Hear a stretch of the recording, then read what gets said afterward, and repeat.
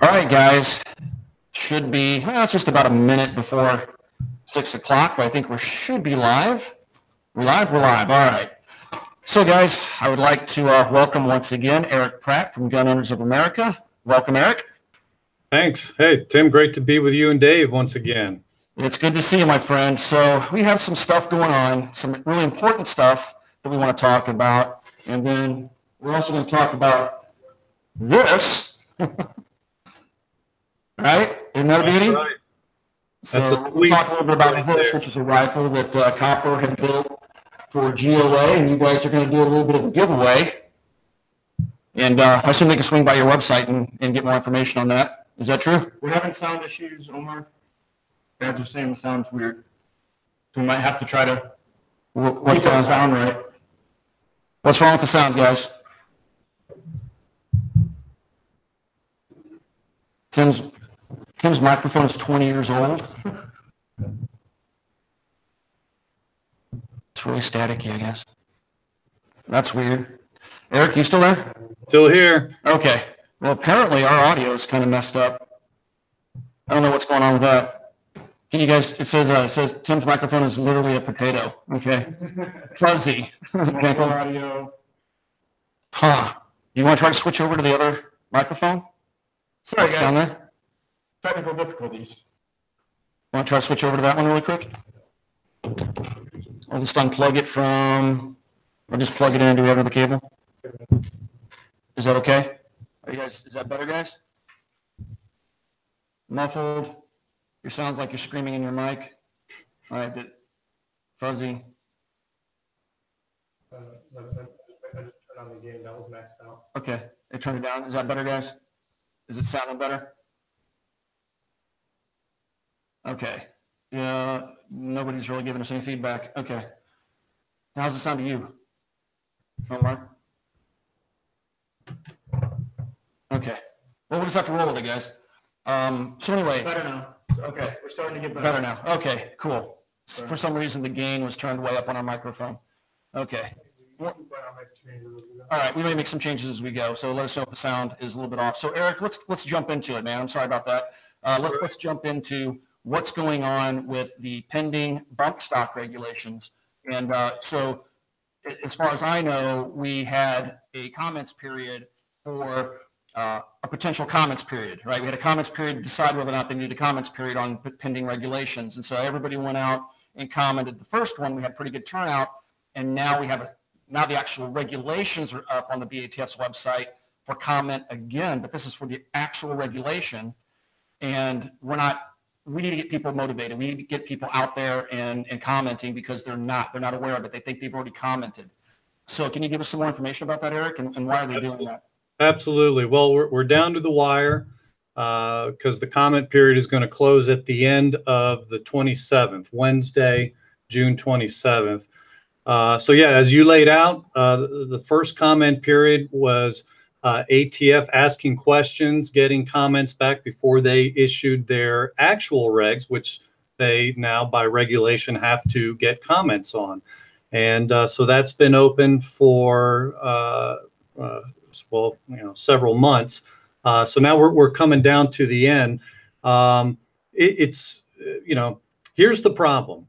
And I recognize that, there's some people who may not care about bump stocks. They don't own one. They think, oh, this doesn't affect me. What's the big deal? Well, besides banning bump stocks, people should be very concerned. I mean, first of all, an infringement is an infringement is an infringement. We should oppose it for that reason. But here's the problem. The ATF, by a wave of the wand, is saying that bump stocks turn a semi-automatic into firing automatically.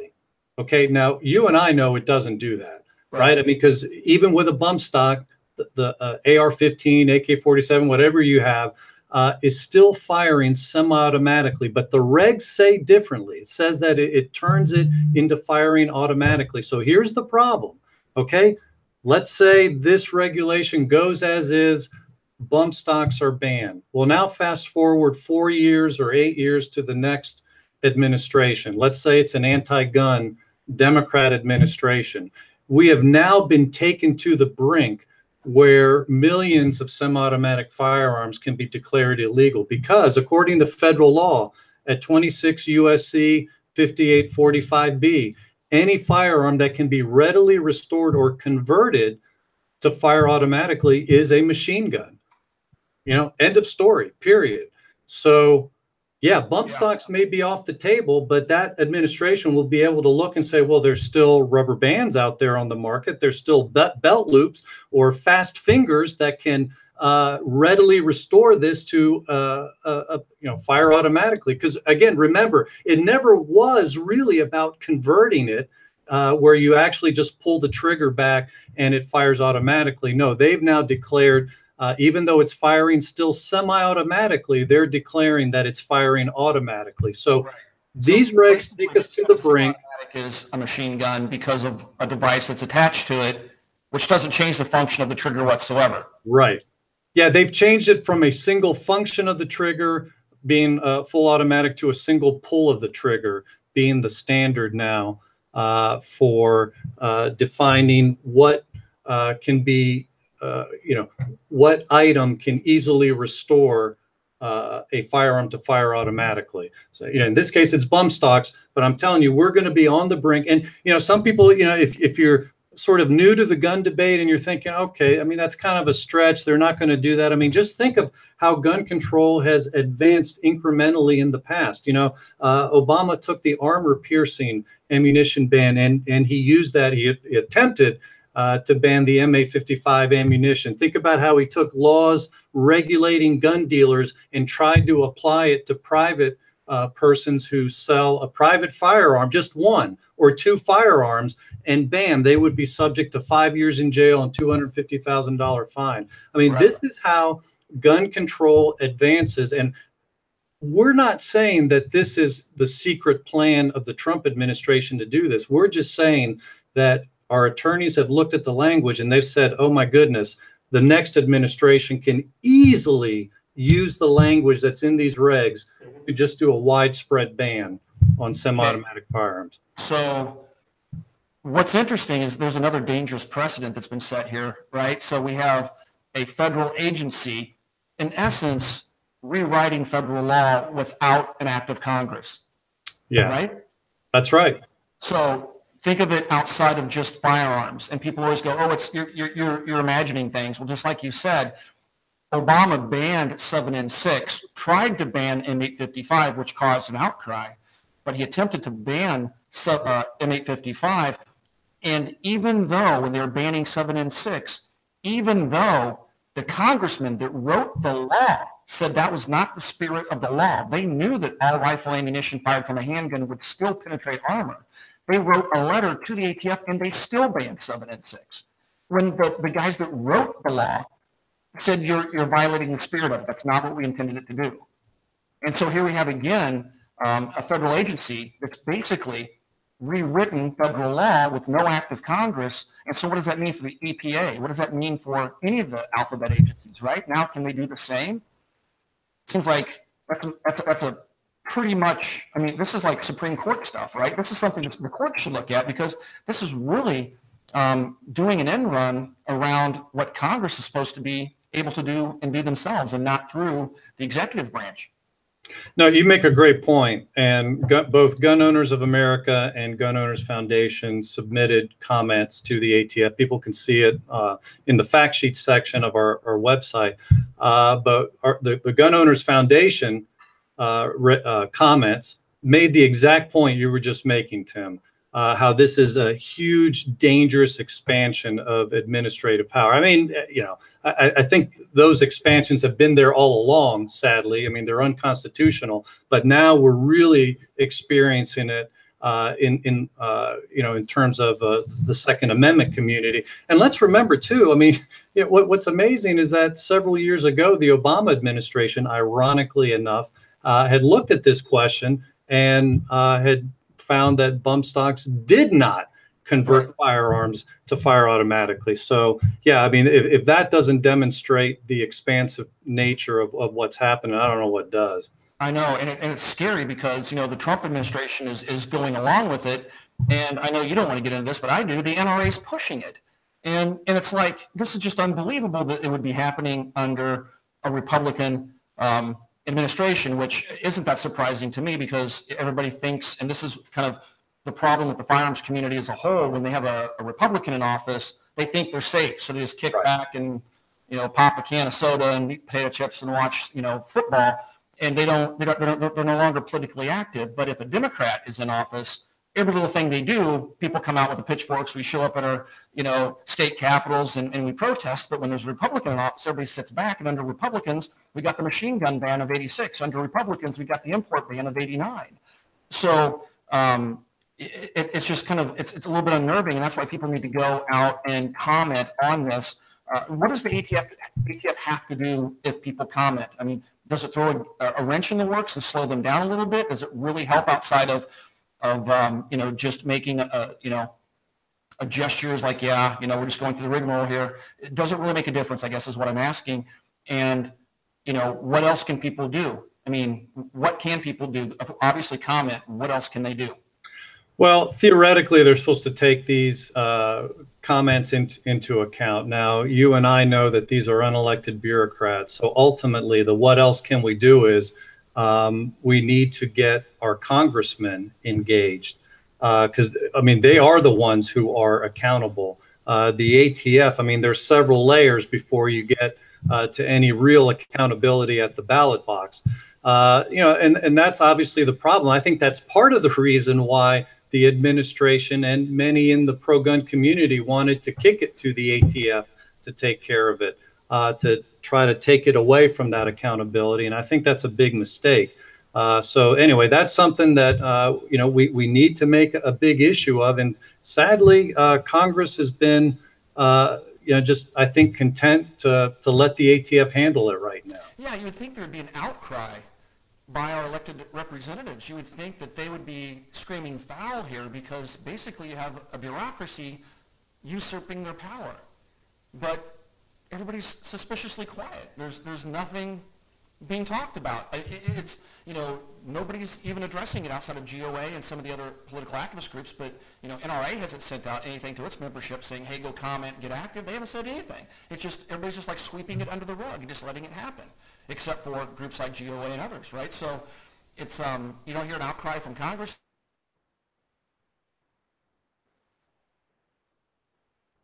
Lost your audio.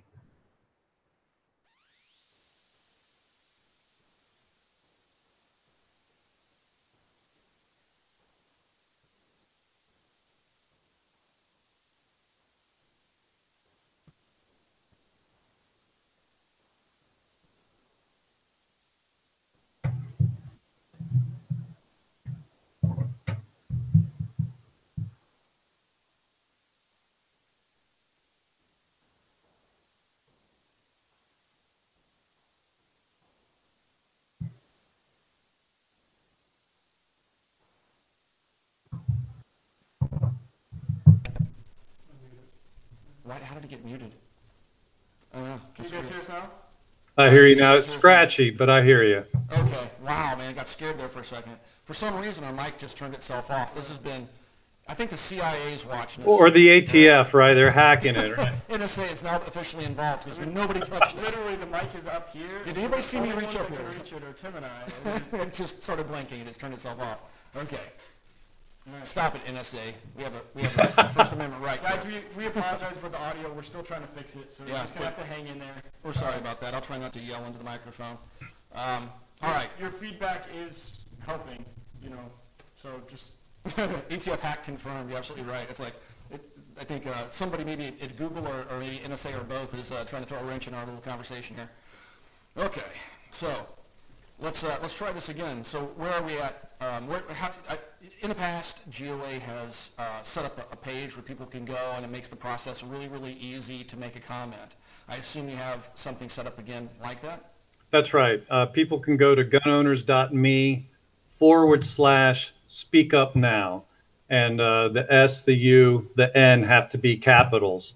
But we've got pre-written text there. An easier way would just be to go to our website, gunowners.org. We have an alert there that will click to that link. Okay. Of course, they can amend it however they want, but we've tried to make it easy for people. I mean, you guys know if you have something to work from, it's easier to write something. You know, it helps jumpstart the thoughts flowing. So, you know, you can disregard it or use it however you want. But the point is, we want to get as many comments into the ATF as possible. And then, you know, we just fight this at every stage. You know, the next stage is we take it to the Congress. We're looking at legal action right now. So, you know, there's many different ways of going at this. And, you know, we're fighting at every step that we can. Now, I know that I'd seen something on your website previously that if this does go through, you guys did plan, if possible, to challenge it in court. Is that true?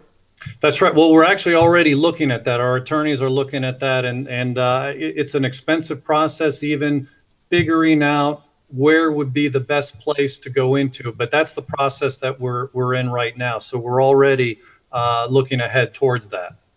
Okay, that's unfortunate if it gets to that point, but it's really important that everybody follows the link from GOA's website, Gun Owners of America. A lot of folks have asked, what does GOA mean? Gun Owners of America. Head over to their website and you know, follow that link and make a comment and make sure that, you know, I would recommend changing the text just a little bit. I don't know if this is true, but I've heard that ATF may be tossing form letters, not considering them. So I would recommend, if that is true, and the off chance that it is, just go ahead and change up the text a little bit and personalize it a little bit. Don't write a novel. Keep it short, to the point, polite.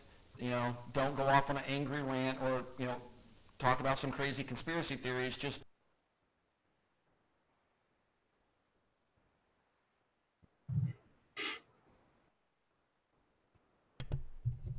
so.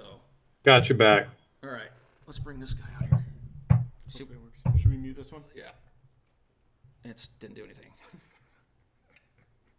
There we go. All right. So, can you hear me, Larry?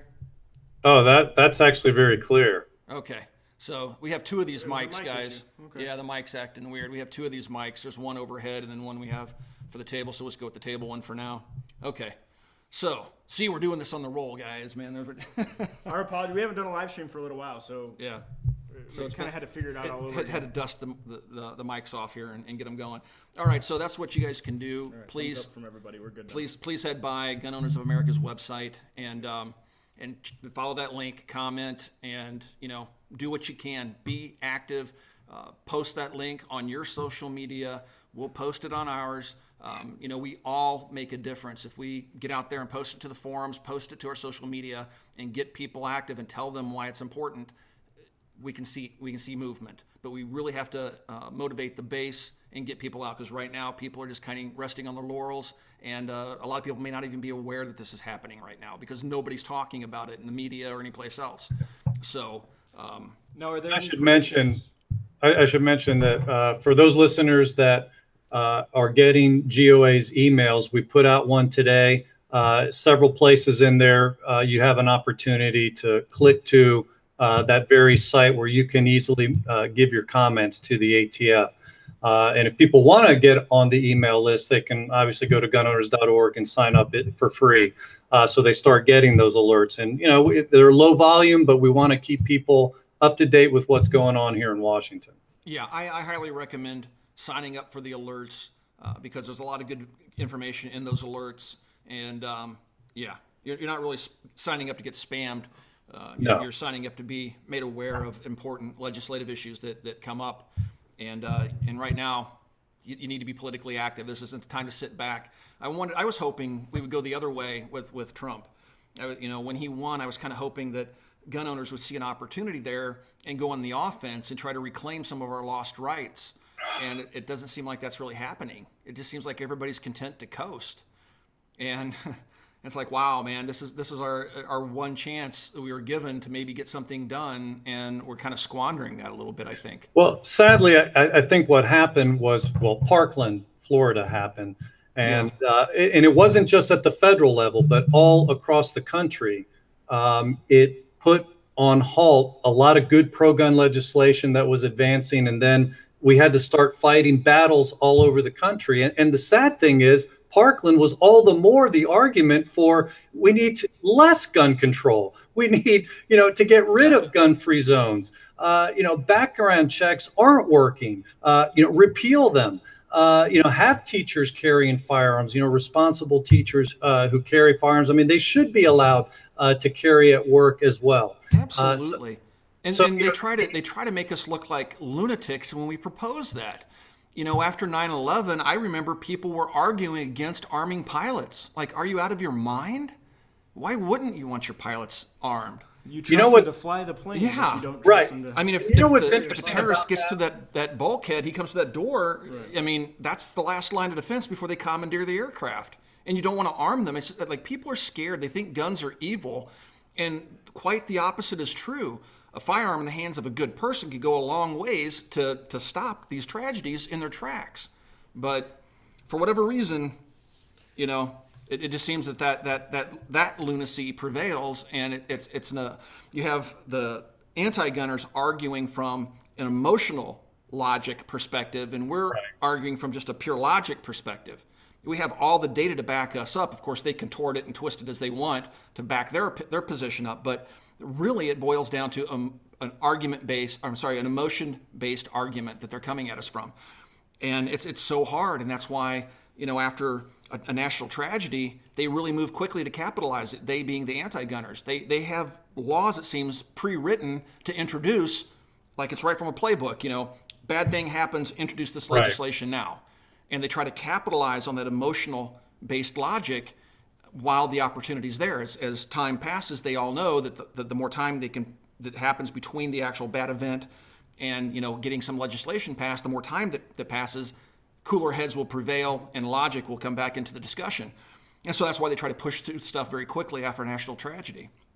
But no, you're right. And we all know this. I mean, us here talking about this, but the media foments that emotion because they don't report on the mass shootings that are prevented, those that are stopped in their tracks. That the doctor in Pennsylvania who stopped the mass shooter, the South Carolina firefighter who used his concealed carry gun to stop one in a school, the lady in the church in Colorado who stopped a guy who had 1,000 rounds strapped to him. He was going to commit the greatest mass shooting on American soil, except that he ran into one problem: a woman with a gun. So nobody in that church died except the bad guy. But see, the media reporting of those good stories, it's only the negative ones. And so you're absolutely right. They're really fomenting that emotion that only goes in the direction against us. Doesn't matter that the Obama administration, of all people,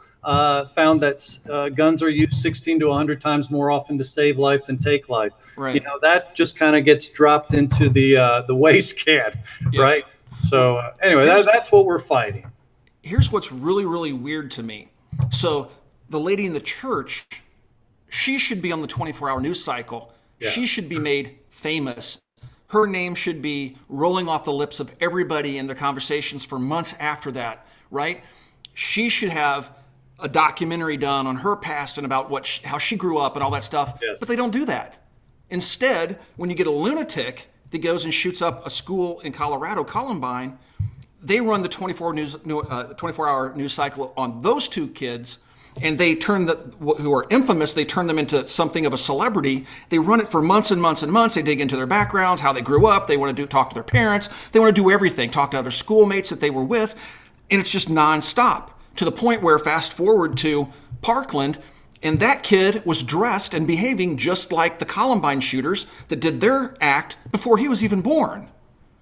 But he's imitating them because they were made famous by the news media. And you know what? Yeah, exactly. That media is actually creating copycat killers. Exactly. Forensic psychologists have begged the media to stop reporting on their names, their backgrounds, the way you just laid out, doing the day after day after day of coverage. The shooter at Sandy Hook.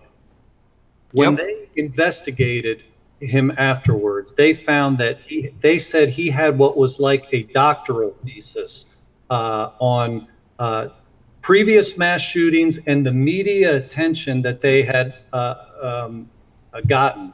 And basically, it was an attempt for him to get his name at the top. Same thing with the Parkland shooter. He made statements indicating that he wanted to be made famous as a result, even if in their death. I mean, this is the thing that they, it's interesting because these guys who, are slamming the Second Amendment, wanting restrictions on the Second Amendment, you could just as easily, if you were to, have that big government mindset, say, you know what, we would actually save more lives restricting the First Amendment. Now, you and You're not saying that, obviously. No, obviously not. And I don't want to go down that road. We need to be self-governing. Yeah. I'm just saying that's the logic that would even make more sense than going and stopping good people from being able to stop these tragedies in the moment.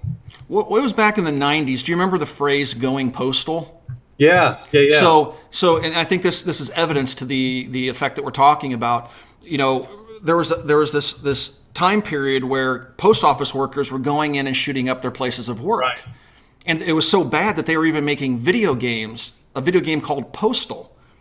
And it was it started with one post office shooting, and it cascaded into multiple shootings because once again you had people that were inspired by the acts of the previous shooter, and it burned out. It's just like the school shootings; they go in spurts. When you have one school shooting that happens and it makes the national news and it runs for a month straight on a 24-hour news cycle, lo and behold, there's more that follow, and it's absolutely provable that the media helps to influence future shooters. They're programming them to say, you know what, I'm going to go out and I'm going to outdo that guy, in Columbine. I'm going to go out and I'm going to have my name in lights. I'm going to get famous.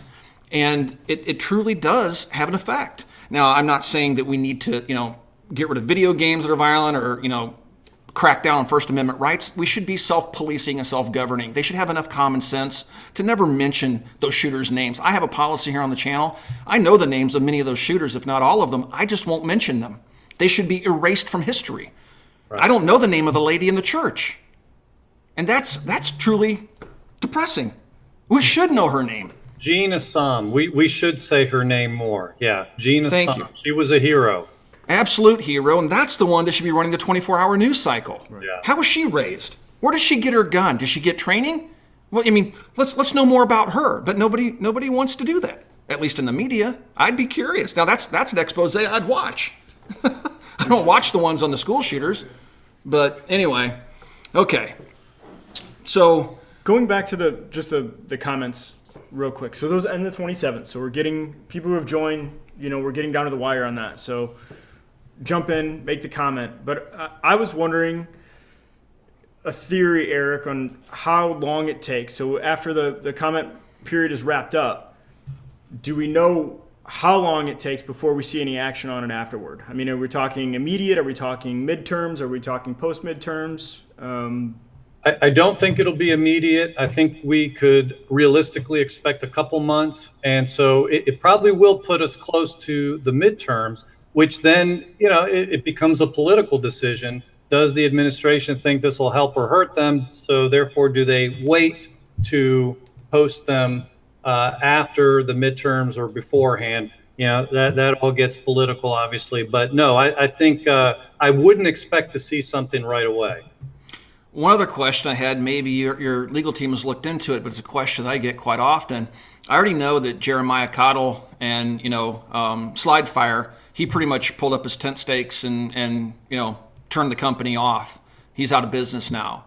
And, he was an American vet, and he employed a lot of good people. And that's something that, nobody wants to talk about, but his company's gone now because of this pending regulation.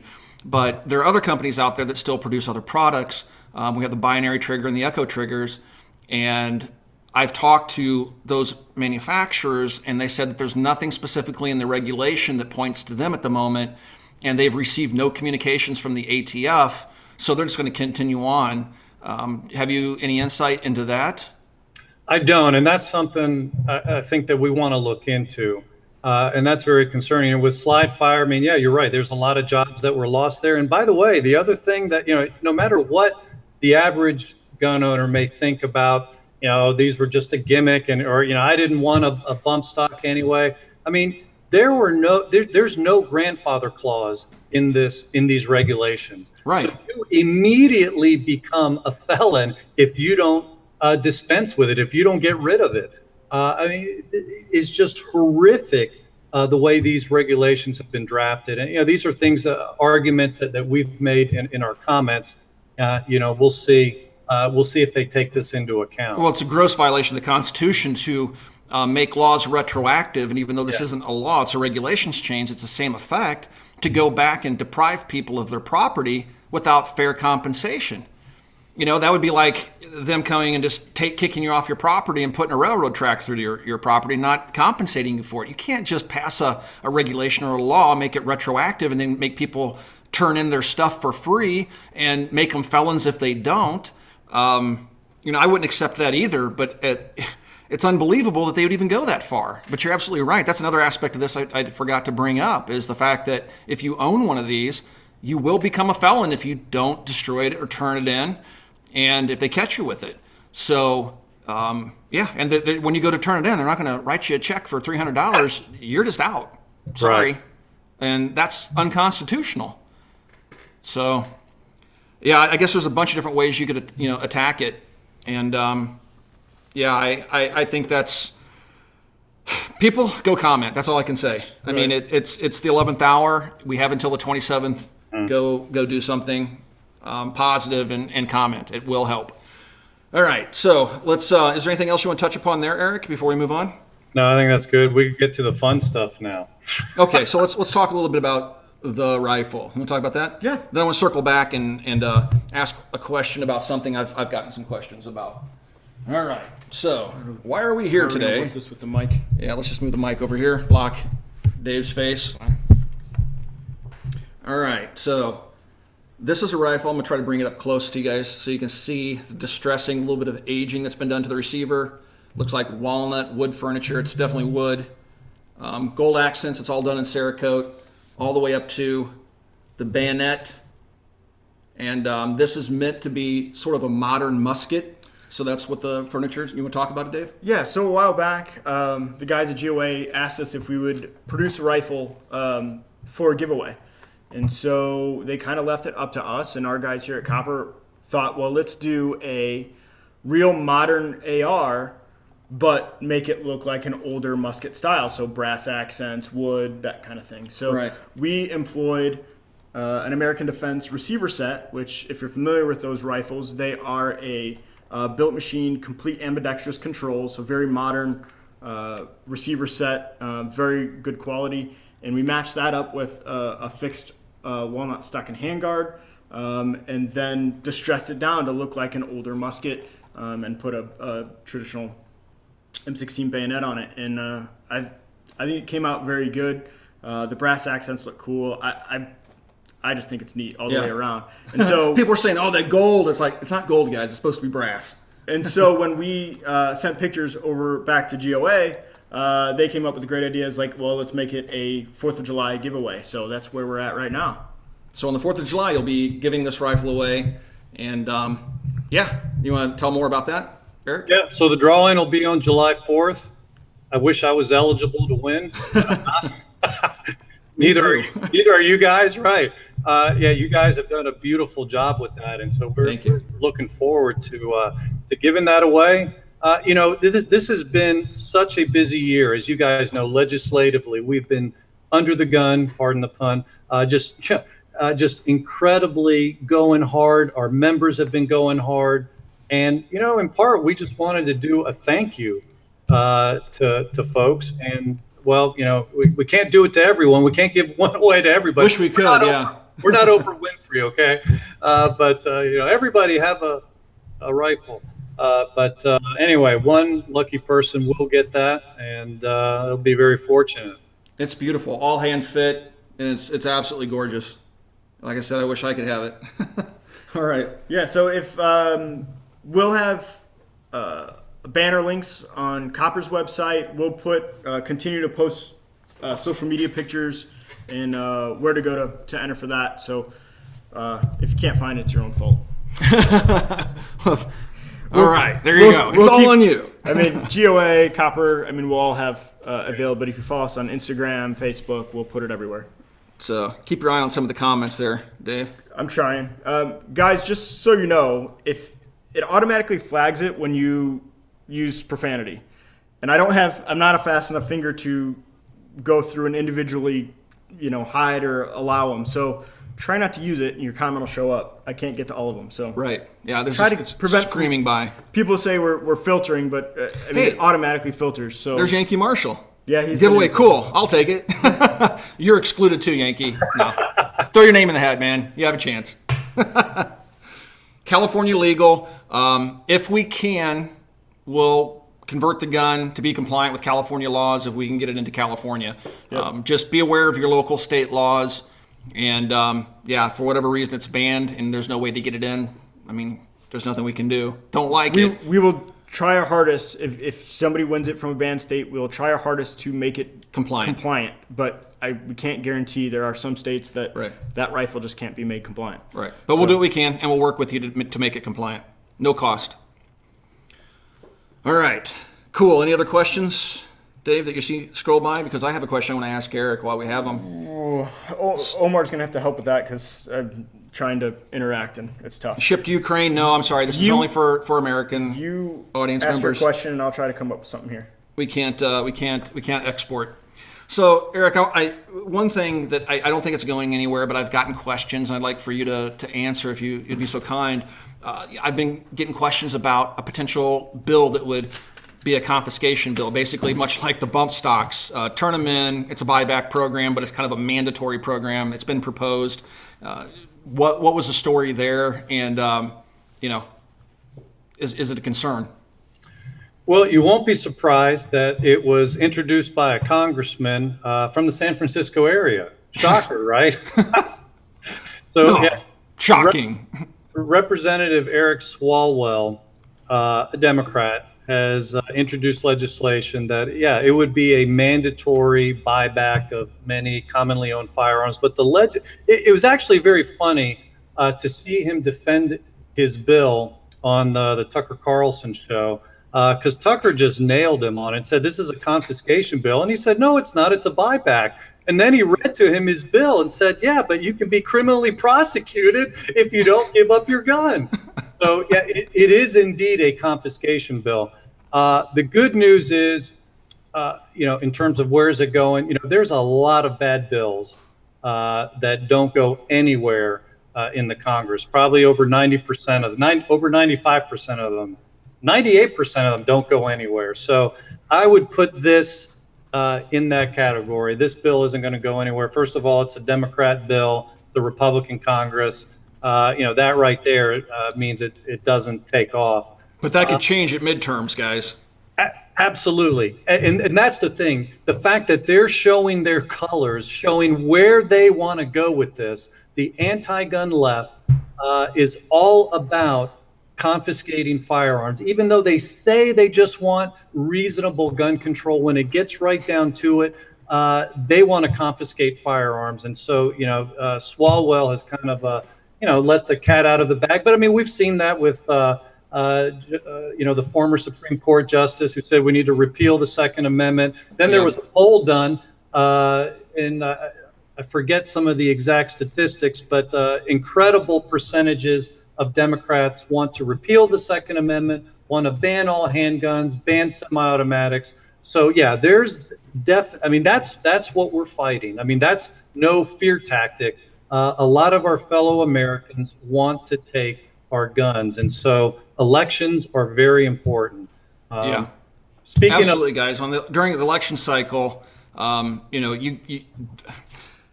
I don't trust the NRA's rating system for a number of different reasons. I don't want to get into that, but I do trust the GOA's rating system. I highly recommend you sign up for their alerts and you go check out their rating systems for your representatives and find out where they stand.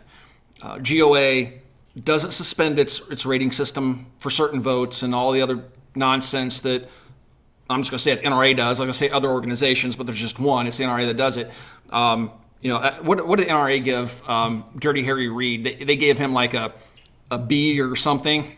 I mean, anyway, it's unbelievable. So take a look at the GOA's rating system, see where your representatives stand and representatives that may be coming in that are new.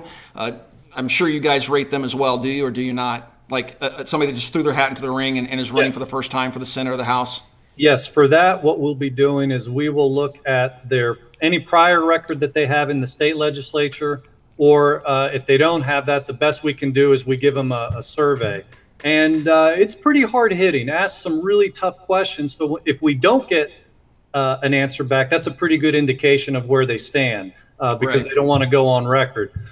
So yeah, we will have all that probably up about a month before the election. We'll have all the candidates, the challengers, but people can go now. If you type into your browser gunowners.me/votes 2018, you will see all the House and Senate votes for this past Congress in 2017 and 2018. So you know, we're talking about fix NICS vote. We're talking about vote on restoring veterans' gun rights, on repealing the Social Security gun ban that Obama put in. You know, all the votes that have occurred over the last 2 years are there, so you can see how your congressmen and senators have voted. Okay, that's very important, guys. So I highly recommend you go and check that out. Okay, so Dave's been taking some notes. Trying. They're just scrolling by. So one big thing that would be cool to touch on is red flag laws. So we know that that's something that the NRA was kind of pushing earlier. Flat out pushing. And so, Eric, to you, I mean, what have you heard about these? Any progression on these? And kind of explain what a red flag law is. Some folks might not be familiar with the phrase, but it's really pretty dangerous. It is. We call them gun confiscation orders, because that's really what they are. Basically, it means that, and it depends on the state. In some states, it's a teacher who could initiate it. In other states, it's a family member or an ex. You know, ex. That's never misused. Never. with restraining orders, right? Which will strip you of your gun rights overnight. Never. So basically, they can go to a court, and without you being present, in other words, ex parte, you can receive an order to, and really the first you will learn of it is when the police show up to your home to take your firearms. This turns our whole system of law on its head. It basically puts us down the road. If you remember the movie, Tom Cruise movie, Minority Report. Yeah. Where they would arrest people not based on what they had done, but on what they were about to do, right? Right. So this is taking away people's guns, not for anything concrete that they have committed and that they've been adjudicated in a court of law. It's, we think this person might be dangerous. Well, you know, if you go to any judge, you could almost say that about any person. Any person could be potentially dangerous because there's all kinds of dangerous things that, you know, I have keys to a car that I could run over somebody. Right. Yeah, you know, I'm surrounded by dangerous items that I could put to bad use, you know, kerosene or gasoline and matches. I mean, I've got that in my home, right? So, you know, all kinds of things that are dangerous. Seattle, which has a red flag gun confiscation order type law, we've only seen a judge in one case deny it. Wow. So, I mean, these are things that can be greatly abused. So anyway, Gun Owners of America, I tell you this, it was tough because Parkland really fanned the flames for this legislation. Yeah. Well, the NRA came out and started pushing it right before their annual meeting. They did. And so we had to fight it at the federal level, but we also went into the states and had our activists in every state that didn't already have it. We got them in touch with their representatives and senators to say, we don't want this. Because, I mean, not only were there other gun organizations, but there was, you know, even like on town hall and, you know, conservative type publications, we were seeing articles. Here is legislation that gun control legislation that conservatives should support. Oh. And so we, you know, in addition, we had to do a media blitz. So we got some articles in, you know, USA Today, and you know, we did some other media as well. I think now we've been able to turn the tide. We've defeated this in just about every state. I mean, sadly, there were a couple states. I mean, there were some that they're just impossible states like Maryland and Vermont, Maryland and New Jersey, I meant to say. But then you've got, states like Vermont and Florida that went this direction, and that was a tough one to take. But we've been fighting this in a lot of states. I mean, even like New York, Pennsylvania, Ohio, Iowa, Maine, and we've been able to kill it for now. See, what really unnerves me about this is it's very similar to an order of protection, which, if you get into a relationship and your significant other just wants to be vindictive, and this isn't a what if for me. This actually happened to a very good friend of mine that was my best man at my wedding.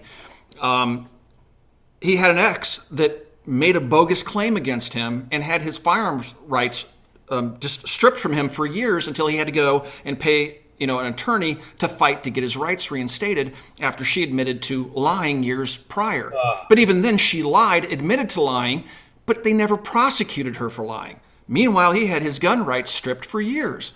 And so that's just with an order of protection. Now you throw this into the mix, where an angry ex can go into a star chamber, make accusations against you, and you're not even there to face your accuser. A judge writes an order, strips you of your property, strips you of your Second Amendment rights, and now you have to go out and retain the legal services of a lawyer. Who's going to pay that? Is NRA going to pay that? They're backing it. Are my NRA dues going to defend me in court? I doubt it.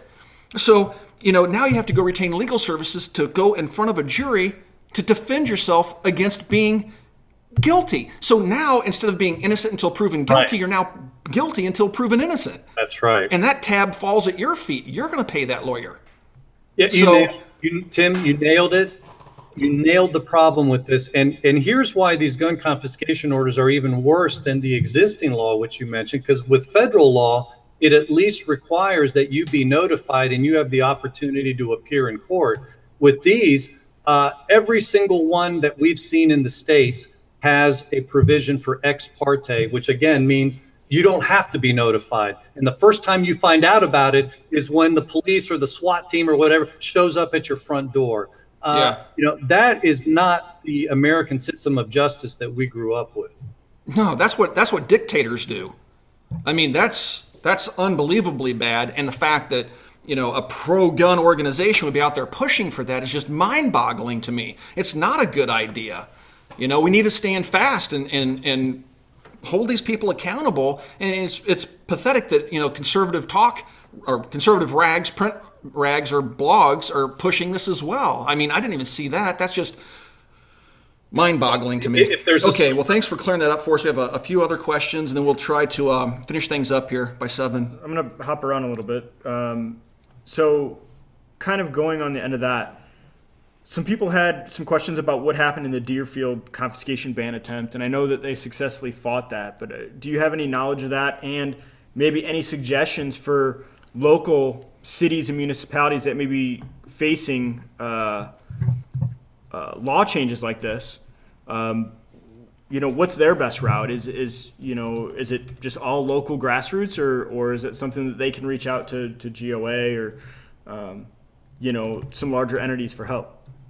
Yeah, my understanding there is that there's been an injunction, so the law's been put on hold for now. The tough thing about all these fights is that even though we may win in the end, it takes so much doggone effort and time, rallying the grassroots out there, to get to the meetings, to hammer their legislators, politically speaking, and then, ultimately having to go to court. I mean, all these things become very expensive. And, again, because of Parkland, we're dealing with these types of things all over the country. So it's the put in your finger in so many, different places where leaks are springing. But yeah, I think right now that's been set aside. But I by no means think that battle's over there in Deerfield. See, here's one thing I've noticed, Eric, and correct me if I'm wrong or if you see things differently, but it seems after Parkland, we saw something of a paradigm shift in how the anti-gunners are approaching anti-gun laws. For the longest time, they kept trying to push their agendas through at the federal level, but now we see this concerted effort and groundswell of these anti-gun groups being more active at the state level, and they're seeing a lot of success. I mean, look at what happened in Florida. The gunshine state passed a law that banned 18 to 20-year-olds from purchasing long arms. I mean, that's like, how could that happen in America, much less at the gunshine state? But now we're seeing this happening across the country where, you know, the anti-gunners are being very aggressive at the state level and focusing less at the federal level, and they're seeing success. And it seems to me that a lot of the organizations like GOA and others are more geared towards fighting federal legislation, and now we're being, you know, now we're facing this insurgency, I'm calling it. You know, it's more of a guerrilla tactics where they're fighting at the local levels in small groups, and it's almost overwhelming. For, like you said, you felt that it's trying to stop all these leaks springing from the dam. You know, it's just cropping up everywhere. Every day you wake up, I'm sure something pops in your emails or something. It's like, hey, look what's happening in Colorado. Hey, look what's happening in California, New Jersey, and Maryland. It's almost overwhelming. So have you seen that shift as well? Well, absolutely. And I think, you know, if you keep a bigger perspective, yes, there's been a downturn now since Parkland. But, you know, even going back to 2013 with the big push after the Sandy Hook shooting, a lot of it is the perception that more gun control legislation is passing because that's what the media chooses to highlight. But in fact, far more pro-gun legislation has been passing in the states over that time period. Now, you know, admittedly, since Parkland in February, I would say there's been a bit of a downturn because pro-gun, like constitutional carry legislation that was advancing in a few different states. I mean, it just, except for Oklahoma, we were working in Oklahoma, helping the locals there to get it to the governor's desk. And, you know, in good Republican form, she stabbed us in the back and vetoed the legislation. But in other states, it just simply killed constitutional carry. Look, I think that's only going to be a temporary thing. I think it'll be back on the agenda coming up in the next year. But yeah, I mean, this is part of it's very difficult. I mean, it's a tough part of this job when you run into these time periods where, you know, and quite frankly, at the federal level, we were having to pull maybe an extra heavy load because we were the only ones fighting fixed nicks. We were the only ones fighting the Bumpstock regs. And so as a result, I mean, it made it really hard then to also, as you were saying, now shift into the states. Now, we've been doing that, like I mentioned, with gun confiscation orders. That was probably the one thing that we thought, okay, that's something we can make a big splash on. And so we did go into every single state, like I said, that didn't have it already. And I think that's gone remarkably well. I feel like there's been a game changer that's gone on that issue. Whereas 2 months ago, you had a lot of Republicans. I know, you know, we're kind of repeating here, but Republicans and conservatives saying that this is a good idea. I think that we've been able to bring that to a halt. So that's good news. Good. That's really good news because it really got ugly there after Vegas and Parkland. You know, it just seems like the anti-gun movement gained a lot of momentum. And take a look at the March for Your Lives turnout. What the turnout in D.C. was unbelievable. And even in our little town here in Valparaiso, Indiana, our downtown was shut down, and they had people we saw plates from all over the country, people coming in to protest in a small town in Indiana. I mean, pretty nondescript. You know, it's just one of many towns in Indiana, and we're certainly not as big as Indianapolis, but that's where they chose to do it in our state. In all 50 states, they had those marches, and it was really kind of scary. I walked right into the group of protesters, you know, with a camera and tried to get some of what they were saying and ask some questions, but it's legitimately scary. And what I thought was interesting about that, it was supposed to be a student movement, and what we saw in our town was maybe 10% of the people there would be of the student age. Everybody else there was my age. You know, it was hardly students. That is exactly what happened here in Washington, D.C. Yeah, it was only about 10% were student age. The overwhelming majority, and by the way, this is by actual media that did a count, you know, like counting 1 in every 5 persons, you know, randomly, that type of thing. So yeah, it was overwhelmingly adult. And by the way, it wasn't as well attended as the media made it sound. And you were there. I watched your videos. You were there. And so I think that needs to be said, because the figure the media kept putting out was 800,000 to 1 million. And it turned out, using the, photographs from up above and counting the crowd, it was only about a fourth of that. So it was nowhere near what they expected. And it was a beautiful day. I mean, there was, weather certainly wasn't an impediment. Yeah. Well, that's interesting. I think it was, her name was Delaney Tarr, the young female that spoke. And she said something that was quite telling. She said, thank you for your little bump stock ban, but if you give us an inch, we're going to take a mile. Yeah. And I mean, she so proudly said that. Now, by the time she gets her job at CNN, she'll be read in and she'll be told, you can't tell gun owners that we really want to take all of them. You got to tell them we just want reasonable restrictions. And they're going to reasonably restrict the Second Amendment into oblivion. But I was really shocked when she said that, because I couldn't believe somebody didn't read her speech before that and say, "Oh, you can't say that, sweetheart. You got to change that. You can't tell them the truth, because then you'll get the gun owners riled up, and none of this will pass." She could have been quoting Minority Leader Nancy Pelosi, because she said virtually the same thing word for word, that she certainly hopes the bump stock ban is a slippery slope for more gun control. Yeah. So.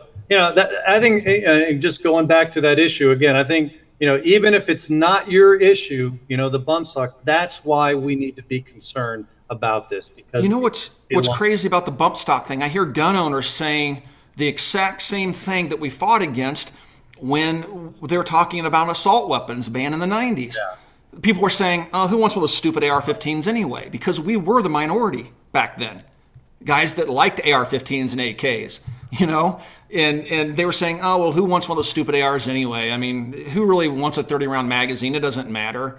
I heard people say that at gun stores, and I simply couldn't believe it. And now we have gun owners saying the same thing once again. "Oh, who cares about those stupid bump stocks? I don't want one anyway." Jeez, people. You can't just keep throwing people to the sharks because you don't particularly like what they enjoy. That's not freedom, and that's not what the Second Amendment means. It's like, "Oh, we don't really want those anyway, so as long as I have my bolt action 30-06, I'm good. That's all I need to put food on the table." Well, it's not about putting food on the table by itself. It's the Second Amendment means so much more than that. So it's just interesting to me to hear gun owners say those arguments and make those comments. It's just like, wow, because I saw a lot of people in social media echoing that very sentiment. They're like, "Well, it's just a dumb bump stock. Who cares? I don't even own one." Wow. So let the government just come strip you of your rights then. Turn them in, no money, hand them over, or become a felon. Anyway. All right. Any other things we want to bring up? Eric, is there anything that you want to bring up before we say good evening? I think we covered everything. We've got the giveaway. Yeah, we're giving away a beautiful gun. Thanks to you guys. And here it is once again. We'll be making the drawing again. If you came in late, it'll be July 4th. So it'll be a great Independence Day present. She is a beauty. It is a beauty. I want to go out and shoot it. So if you get it carbon fouled, just kidding. I won't do that. Got to make sure it works. Not. All right. Well, Eric, if you have anything else, Dave, is there anything else that you want to bring up? There's a few more things. We'll have to see what kind of time frame we want to keep this, because we're right at an hour right now. Yeah. We're getting to it. So I guess you can maybe hit a few things. I guess, Eric, what's been your opinion on the best way to convert support, for the Second Amendment? What channels as gun owners, our neighbors, our friends, what is the best way to convert? And I guess we can all talk about this. We all have experience doing this, but what's your take on it? I think in part, you got to start with knowing what governs the person or where they're coming from, what's important to them. And so I've used different strategies with different people. For some, I'll give you an example. My father, who was executive director of GOA for years and years, went on a speaking tour in South Africa. This is actually a pretty cool story. I think we may have talked about this last time I was on, but go ahead and say it again. It's a great story. Anyway, they were interested in starting a group similar to GOA out there in South Africa. So they wanted Larry to come out there and do a speaking tour. And one of the things that he mentioned, I mean, Larry is a Christian, I'm a Christian.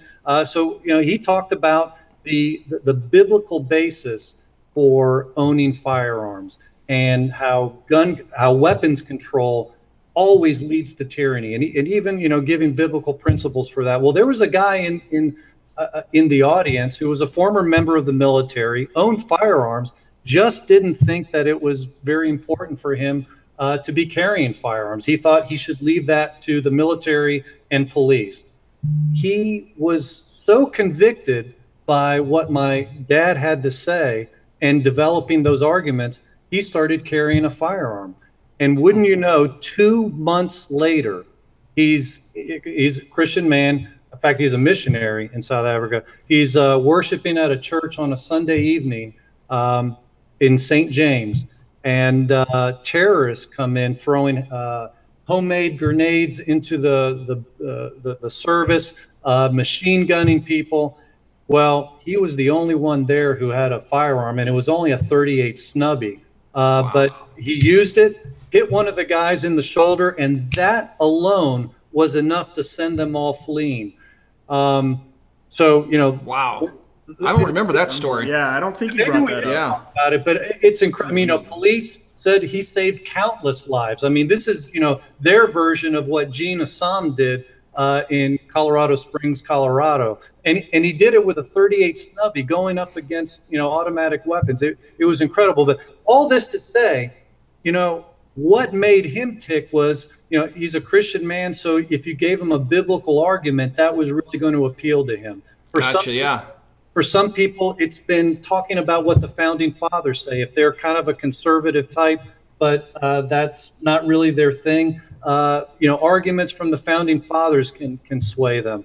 So a lot of times it's just finding out what makes a person tick. One thing that I've found, and a lot of people say the same thing, is just get somebody out to the range with you. Yes. There was a time when I was an executive and I managed teams in multiple offices around the United States, actually in Europe, but just in the United States, we'd have an annual meeting, and we had our annual meeting in Scottsdale, Arizona, and we were all given funds, all the managers were given funds to have, kind of a team building experience, and we could do whatever we want. We're given great latitude what we could do with that money. So I used that money to take my team to the Scottsdale Gun Club, and keep in mind, probably half my team was based in San Francisco.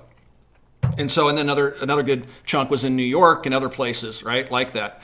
And I said, look, you can opt out. You don't have to go do this, but I highly encourage you just to come with me and go and pick any firearm out on the wall that's on the rental wall, and we'll go shoot it. And then we'll have dinner afterwards. Everybody went. Probably half of my team would identify as being anti-gun. By that evening, when we're sitting around the dinner table, every single person was smiling and having a good time, had nothing but, praise for the entire day's activities. And I asked them, where do you stand on the Second Amendment now? They said, well, I may not be as anti-gun as I once was. I understand them better now. I may not go buy a gun, but I have to admit I had a good time. So I already made those inroads, right? By just the simple act of getting them out in a friendly environment with friends and coworkers that they're comfortable with, and just go shooting. And they came away with a completely different perspective. And it's just that simple. Yelling at people and telling them they're stupid and whatnot. I mean, we do that on the internet but in real life, you get nowhere with people if you approach it that way. Don't be combative. Be friendly. I mean, I wish I had $1 for every email I've gotten or seen a post to something I've said where some anti-gun or anti-hunting advocate has said, I wish you'd take that rifle you shot that deer with and somebody would kill your kids with it. It's like, really? I mean, but that's what we're up against. People that literally think that way. They value an animal's life over my children's lives. And it's just, they're irrational and violent by their nature, the anti-gunners. And most gun people aren't. We'll actually sit down and have a conversation with you. And if you're not that way, you should be that way. Yeah, the range, excellent suggestion. I've done that as well. I took a anti-gun, openly socialistic Bernie Sanders supporter to the range. He became pro-gun.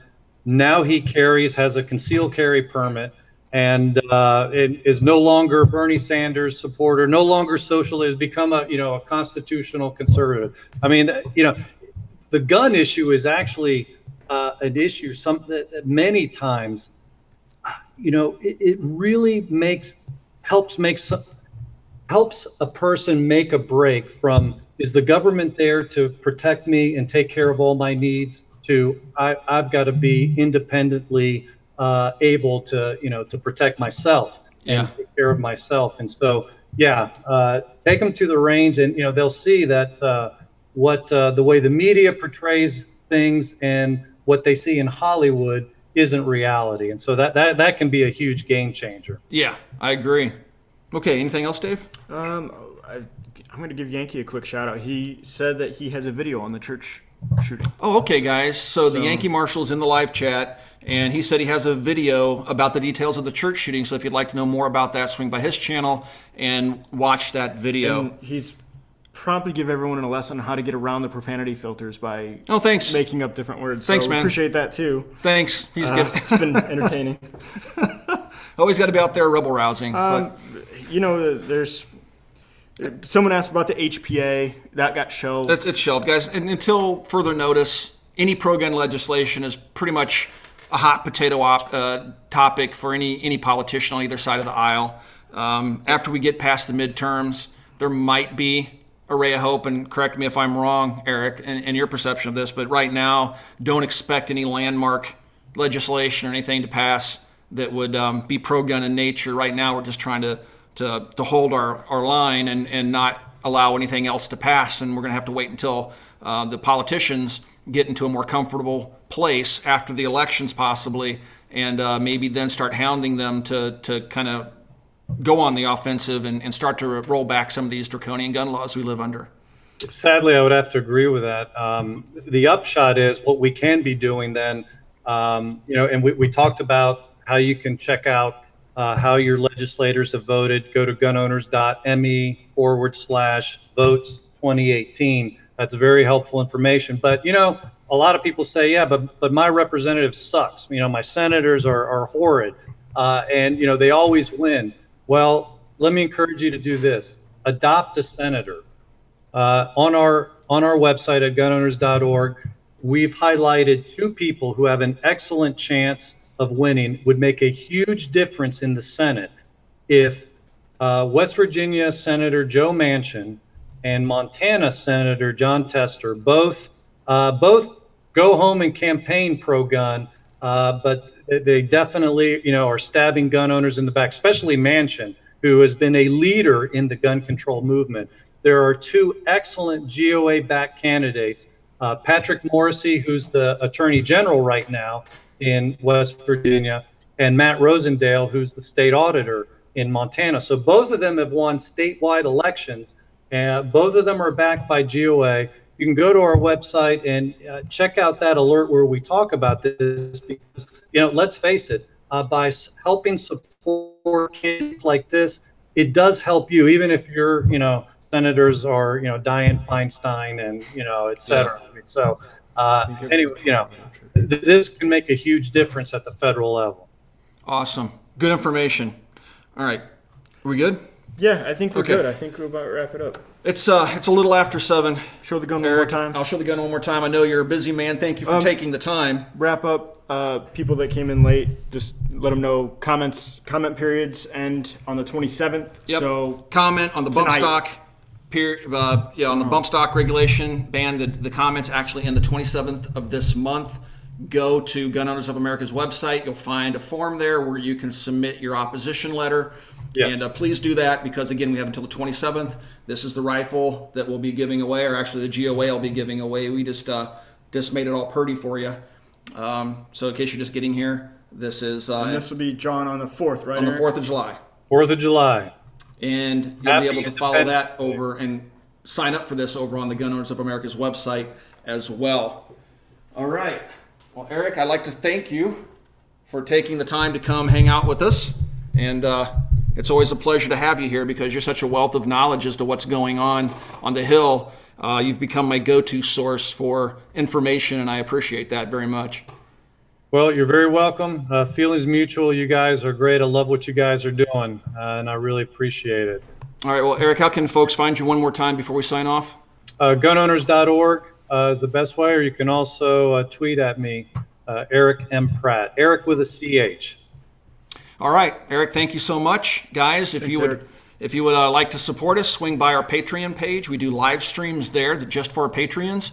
And I've actually become accustomed to the Crowdcast software because we can actually see questions in a separate window and people can vote them up. It's really nice.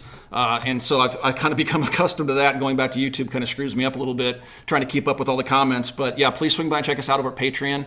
And thanks for watching, guys. It's 10 years that we've been doing this. And please get politically active. If you would like to support us other ways, swing by Copper Custom and buy just something, anything. And at the checkout page, you'll see the option for a free GOA membership.